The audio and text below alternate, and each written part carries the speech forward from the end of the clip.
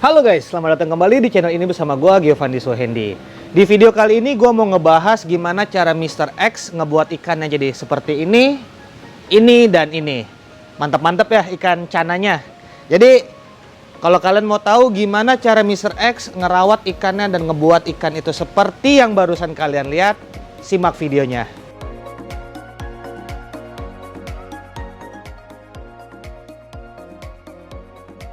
Jadi pertanyaan yang pertama gua tanya adalah gimana sih cara ngehandling ikan yang baru datang? Nah, jawaban dari Mr. X itu sih sederhana aja. Itu cuma mengaklimasi temperatur sekitar 15-20 menit saat ikan datang dan dia udah nyiapin biasanya pakai air ketapang dulu. Nah, karena ikan cana ini kan emang mayoritas mereka itu berasal dari rawa ya. Dan mereka itu udah dari alamnya terbiasa berada hidup di pH yang rendah. Jadi biasanya emang dia udah nyiapin air ketapang dulu sebelum ikannya datang. Tapi beberapa ekor ikan yang dia beli atau berasal dari penghobi yang udah terbiasa dengan air bening, dia nggak nyiapin air ketapang. Jadi tergantung ikannya datang dari mana dulu. Kalau dari alam biasanya dia nyiapin ketapang. Kalau dari penghobi dia langsung masukin ke air bening. Jadi gua mau ngasih tahu ke kalian nih. Malam-malam begini paling enak itu investasi guys. Investasi apa? Yuk gue tunjukin investasi yang menarik buat kalian. Oke guys, jadi gue duduk di depan Megatank ini biasanya malam-malam sambil investasi. Nah investasi ini gue main binomo. Saldo gue ini sekarang ada 7 jutaan. Jadi kita lihat grafiknya. Pertama gue analisa dulu dari 1 menit. Ini kita lihat trennya lagi turun. Secara keseluruhan trennya lagi turun. Kita analisa dari 5 detik ini. Nah, dia lagi naik, tapi kan tren secara keseluruhan lagi turun kan. Kalau kayak gitu kita pencet turun. Nah, jadi turun itu kurvanya turun. Nah, ini di 30 detik terakhir. Begitu sampai di sini, kalau dia tetap turun di bawah berapa yang kita bid, kita menang. Nah, dengan gue investasi 700.000, gue udah dapat margin sekitar 580.000. Nah, kita lihat ya.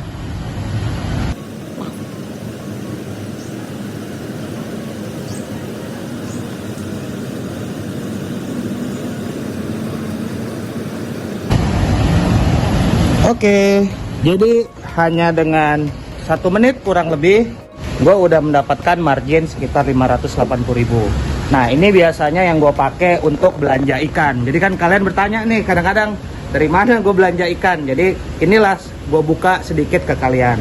Nah untuk binomo ini sangat mudah. Kalian bisa download aplikasinya, nanti gue taruh di deskripsi. Dan keuntungan binomo ini, kalian bisa membuat deposit dengan cepat. Kalian tinggal klik deposit. Kemudian di sini ada banyak pilihan akun. Bisa dari Mandiri, BNI, dan bank-bank lainnya yang terpercaya. Ini aman, untuk transaksi ini aman karena gue udah lama pakai ini.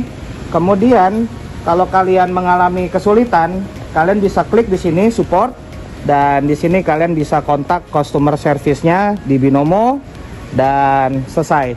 Mereka open 24/7. Jadi Binomo ini adalah aplikasi trading yang terpercaya dan ini bagus untuk kalian berinvestasi menggunakan aplikasi ini guys. Oke, kita lanjut ke videonya ya. Berikutnya yang gue tanya ke Mr. X, dia itu pakai filtrasi atau enggak? Karena ini menurut gua ya, ini suatu hal yang menjadi perdebatan. Kalau Mr. X pribadi ya, ini kita ngomong Mr. X ya, dia nggak pakai filter. Nah, karena alasan dia satu, di rawa itu juga arusnya hampir nggak ada arus ya. Rawa itu kan biasanya air tenang. Dan kedua, menggunakan filtrasi kalau versi Mr. X itu dapat menaikkan pH. Nah, untuk mengenai naiknya pH, gua nggak bisa memungkiri sedikit banyak berpengaruh. Nah, ini untuk mengenai kenaikan pH, ini akan gua jelasin berdasarkan versi ilmu yang gua tahu. Jadi seperti ini guys. Ketika air bersirkulasi, terjadi banyak gas exchange. Gas exchange itu merilis karbon dioksida. pH itu atau perhidrogen itu juga sedikit banyak dipengaruhi oleh volume atau kapasitas karbon dioksida yang terlarut di dalam air. Semakin tinggi karbon dioksida, semakin rendah juga pH. Begitu kalian memutarkan mensirkulasi air akuarium kalian menggunakan filter, otomatis tadi yang gue bilang terjadi gas exchange, dan dimana terjadi pertukaran antara oksigen dan karbon dioksida, sehingga karbon dioksida itu keluar dari air dan pH naik. Kebayang ya yang gue maksud ya? Nah, jadi itu salah satu alasan kenapa banyak orang bilang pakai filter pH naik, pH naik. Ya emang bener pH naik, tapi secara ilmiahnya yang barusan gue jelasin. Akan tetapi nggak hanya karena ada perputaran air dan terjadinya gas exchange, pH serta-merta naik. Karena naik turunnya pH itu dipengaruhi oleh KH dan GH. Jadi kalau masalah ini gue udah pernah bahas spesifik ya, kalau gue nggak salah. Jadi kalian bisa cek video itu mengenai pH, KH, GH. Apa aja mempengaruhi ketiga hal ini. Oke, jadi kita ke pertanyaan berikutnya yang gue tanyain ke Mr. X.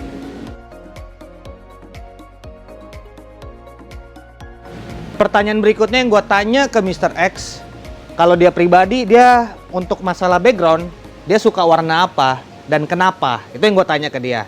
Nah, jawaban dia lebih suka menggunakan background yang warna cerah untuk seperti ikan Canamaru. Mau Canamaru Riau, Canamaru Borneo, atau Barito, atau pokoknya Canamaru deh. Itu dia lebih suka menggunakan background dengan warna yang cerah. Karena alasan dia itu ikan Canamaru ya, terutama itu seperti bunglon. Seperti banyak dari kalian juga bilang, Canamaru itu seperti bunglon. Nah, dengan menggunakan background yang cerah, itu dapat menstimulus warnanya juga semakin lebih cerah. Itu kalau versi Mr. X. Akan tetapi kalau seperti Cana Auranti, dia pribadi sih lebih sedikit suka dengan background yang gelap. Jadi balik lagi ke jenis cananya, cana apa. Tapi untuk spesifik Canamaru, dia lebih suka Canamaru menggunakan background warna putih. Dan untuk pasir nih, gue tanya juga, substrate pakai apa? Substrate dia bilang bebas sih, pakai apa aja. Tapi kalau bisa yang nanti saat maintenance, saat bersih-bersih, gampang nyedotin kotoran. Karena dia kan nggak pakai filter. Jadi emang dia aktivitas rutin maintenance-nya itu nyedotin kotoran yang ada mengendap di pasir-pasir atau substrate di akuarium dia. Dia menggunakan gravel vacuum. Nah, gravel vacuum ini kalian bisa beli di toko atau kalian bisa buat sendiri menggunakan botol aqua. Nah, gue belum pernah buat videonya sih. Nanti gue coba deh, gue buat gravel vacuum versi murah ya. Kita pakai botol aqua dan pakai pipa aja. Oke, pertanyaan berikutnya adalah, nah, mengenai bunga di Canamaru. Nah, mengenai bunga di Canamaru, Ini gue baca di grup, banyak grup ya, grup Facebook, grup forum lain, itu selalu menjadi topik hangat mengenai gimana cara menumbuhkan bunga di Canamaru. Beribu macam versi dan teori, dan gue tanya Mr. X versi dia seperti apa, dan jujur dia juga nggak bisa terlalu menjawab mengenai bunga di Canamaru. Karena mayoritas ikan yang dia beli emang dasarnya bibitnya udah berbunga. Dia emang bener-bener selektif beli Canamarunya yang emang udah potensi. Jadi dia hanya tinggal melanjutkan progresnya tanpa melakukan banyak hal. Karena menurut Mr. X, dan gue juga baca dari banyak forum dan dari diskusi lain, kalau masalah bunga itu emang bener-bener sekitar 60-70% genetik sih guys. Ini yang gue tahu ya, dan gue tahu, gue tanya Mr. X, gue baca di forum, kesimpulan sejauh ini itu benar-benar genetik.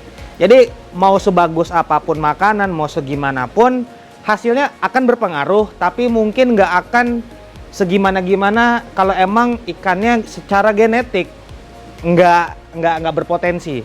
Ini tapi kalau salah, mohon dibenerin ya. Dan gue mohon maaf kalau gue salah di sini. Ini kan kita sharing-sharing ya. Kita sharing apa pendapat Mr. X, apa pendapat gua, dan kalian punya pendapat sendiri. Dan kalau kalian rasa yang barusan gue bilang salah, mohon maaf dan mohon dibenerin biar sama-sama belajar. Karena belum ada jawaban konkret mengenai gimana memaksimalkan bunga untuk Canamaru. Itu sih sejauh ini ya. Kemudian hal berikutnya yang gue tanya ke Mr. X. Oke, kalau bunga emang nggak ada jawaban konkret, gimana mengenai warna? Nah, kalau warna, dia bisa berkomentar. Karena gini, beberapa hal. Satu, pakan. Kedua, itu cahaya matahari. Jadi kita akan bahas dulu dari pakan. Kalau pakan sih Mr. X dia ngasih udang, kasih cacing, standar lah. Nah, tapi ada beberapa hobis atau kiper lain, dia itu menggunakan namanya spirulina. Nah, spirulina ini adalah zat adiktif untuk menambahkan, mencerahkan atau merangsang warna ikan. Terutama ya ikan-ikan hias yang mempunyai warna kemerah-merahan. Jadi kalau dari kuning bisa ke oranye, merah jadi makin merah pekat. Nah, selain spirulina itu ada beberapa zat-zat lain, jujur gua nggak hafal. Kalau kalian lihat di pelet-pelet ikan, ikan cana yang biasa dikasih penghobi, itu mayoritas ya, setahu gua, pasti semuanya mengandung spirulina.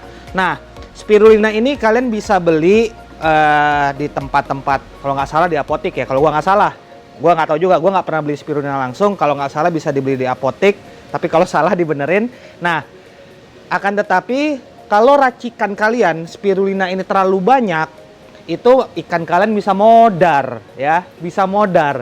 Nah, kalau spirulinanya terlalu sedikit nggak berpengaruh. Jadi makanya setiap kiper itu punya racikan masing-masing dan itu rahasia dapur masing-masing orang. Jadi kalau kalian mau coba-coba ngeracik sendiri, kebanyakan ikan kalian modar, kedikitan nggak ngaruh apa-apa. Makanya kalian ya paling aman sebenarnya beli pelet. Nah, beli pelet ini itu juga setiap pelet punya racikan masing-masing ya. Kalau kalian lihat komposisinya, gua nggak tahu detail, tapi semua pasti punya rahasia dapur masing-masing. Nah, untuk pelet yang sering dipakai oleh kawan-kawan itu Akari. Terus ada juga yang agak lebih mahal, premium, itu Hikari. Nah, kalau untuk yang gua pakai sekarang di Aquarium Gallery untuk Bang Jago Song, Bang Jago, itu gua pakai Hikari Deep Red. Itu yang paling premium untuk mengenai pelet pewarna. Jadi Hikari itu ada apa ya, gue lupa, ada red. Nah, yang paling mahal itu yang Hikari Deep Red. Oke, itu untuk mengenai pakan. Jadi paling nggak kalian ada sedikit gambaran ya mengenai pakan. Nah, kalau pakan utama tetap sih mayoritas orang tetap ngasih dia udang, dan untuk pelet itu mayoritas mereka kasih sebagai makanan cemilan. Jadi nggak full pelet. Kalau mau full pelet bagus juga, cuma mungkin kalian perlu sedikit kasih variasi ke ikan kalian supaya selera makannya juga kejaga ya. Kalau kalian seumur hidup dikasih nasi goreng terus juga bosen kan. Jadi itu untuk warna. Warna bisa dibantu oleh pakan. Dan kedua, warna itu bisa dibantu dengan cahaya matahari.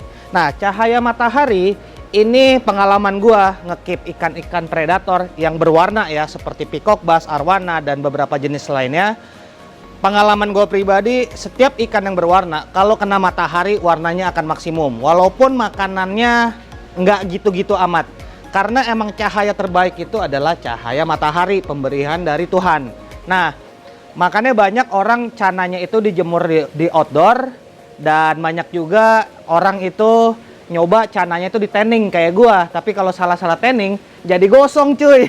Nah, itu paling bagus sebenarnya dibuat mungkin semi outdoor ya. Jadi kalau hujan atau gimana kalian bisa intervensi lah, bisa ngakalin. Jadi nggak terlalu ekstrim perubahan-perubahan yang terjadi. Kalau full outdoor kan, kalau hujan terik segala macam, kalau terlalu panas ya kan kasihan ikannya juga. Tapi kalau semi outdoor kalian bisa bantu. Oh, kalau terlalu panas bisalah ditutup-tutup dikit, kalau hujan bisa ditutup biar nggak terlalu, ya gitulah.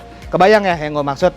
Jadi untuk warna versi Mr. X dan versi banyak kawan-kawan yang gue ajak diskusi itu adalah pakan dan cahaya matahari.